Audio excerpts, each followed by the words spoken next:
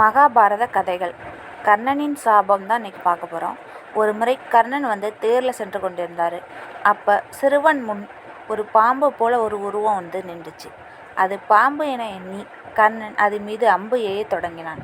பாம்பு திடீரென மறைந்து சிறுவன் மீது அம்பு பட்டுவிட்டது.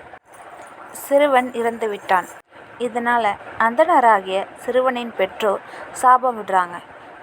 இன்று என் மகன் எப்படி எழ முடியாமல் கிடக்கிறானோ அதேபோல் நீ போரின் உச்சத்தில் உள்ளபோது உன் தேர் சக்கரம் எழ முடியாமல் மண்ணில் புதையும் என சபித்துட்டாங்க.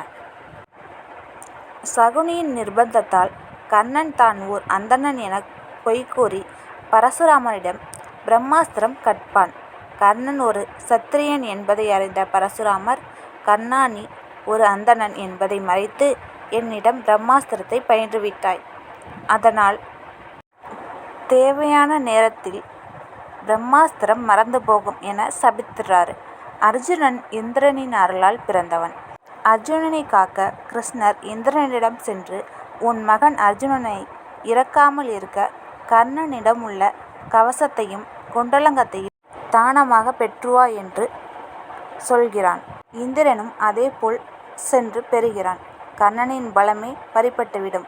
குந்தி தேவி கர்ணனிடம் நாகாஸ்திரத்தை அர்ஜுனன் மீது ஒரு முறைக்கு மேல் பிரயோகிக்கக்கூடாது என்று சத்தியம் கேட்டு பெறுவார். கர்ணனின் கைகள் கட்டப்பட்டுவிடும். போரின் உச்சியில் உள்ளபோது அந்தணரின் சாபப்படி தேர் சக்கரமானது மண்ணில் புதைய, அப்போது கர்ணனுக்கு தேரோட்டியாக இருந்த சல்லியன் கர்ணனிடம் என்னால் தேரை தள்ள முடியாது என கூறி கர்ணனை பாதியிலே விட்டு சென்றான். கர்ணன் தேரை தாமே தள்ளும் நிலை ஏற்படுது. கர்ணர் தேரை தாமே தள்ளும்போது அர்ஜுனன் கிருஷ்ணனின் ஆணைப்படி கர்ணன் மீது அம்புகளை வீசி கர்ணனை வீழ்த்துவான். கர்ணன் உயிர் பறிக்கும் இறுதி அம்பு எய்யப்படும் போது அர்ஜுனன் எய்தும் ஒவ்வொரு அம்பும் கர்ணனின் கழுத்தில் மாலையாக சென்று விழும்.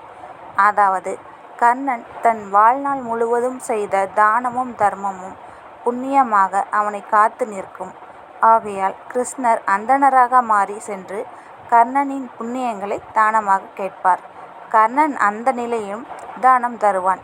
பின் கிருஷ்ணனின் ஆணைப்படி சிவன் அந்த அஞ்சலிங்க பானத்தை கர்ணன் மீது அர்ஜுனன் எய்ய கர்ணன் இறப்பான்.